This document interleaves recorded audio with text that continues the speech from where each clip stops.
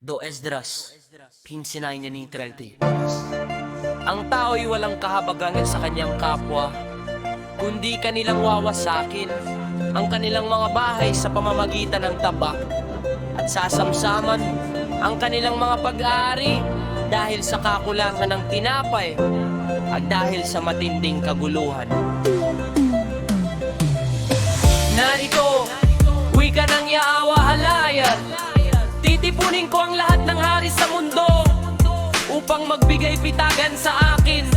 Yaw mula sa pagsikat ng araw, mula sa timog, mula sa silangan, at mula sa Libano, upang sila'y magsalungatan at bayaran ng mga bagay na kanilang ginawa sa isa't isa.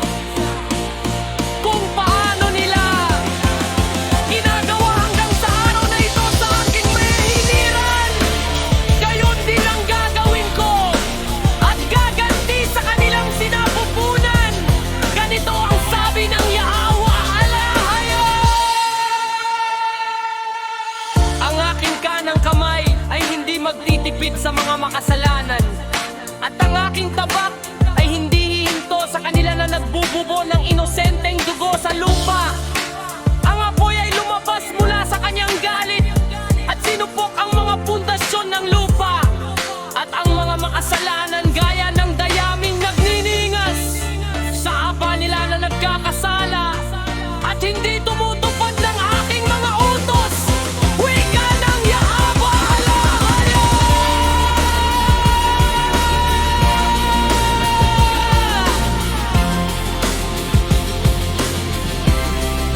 Hindi ko sila tawaan. Humayo kayo, mga alak. Palayo sa kapangyarihan. Huwag ninyong dungisan ang aking santuaryo. Sapagkat nalalaman ng Yaawa Alahaya ang lahat ng mga nagkakasala laban sa kanya, at kaya't ibinibigay niya sila sa kamatayan at kapahamakan. Sapagkat ngayon ay dumating na ang mga salot sa buong mundo, at kayo'y mananatili sa mga ito, sapagkat hindi kayo ililigtas ng Yaawa Alahaya dahil kayo'y nagkasala laban sa kanya. Narito ang isang kakilakilabot na pangitain, at ang anyo nito mula sa silangan,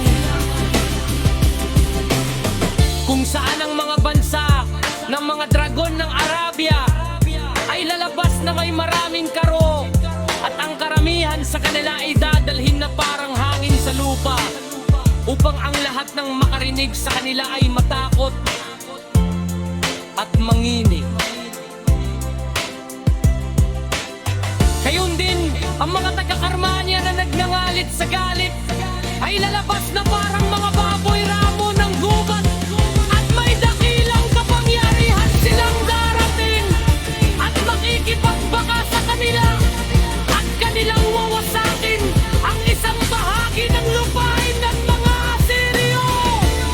At kung magkagayoy, mangunguna ang mga dragon na naalala-ala ang kanilang kalikasan, at kung sila'y magsibalik na nagkakaisa sa malaking kapangyarihan upang usigin sila.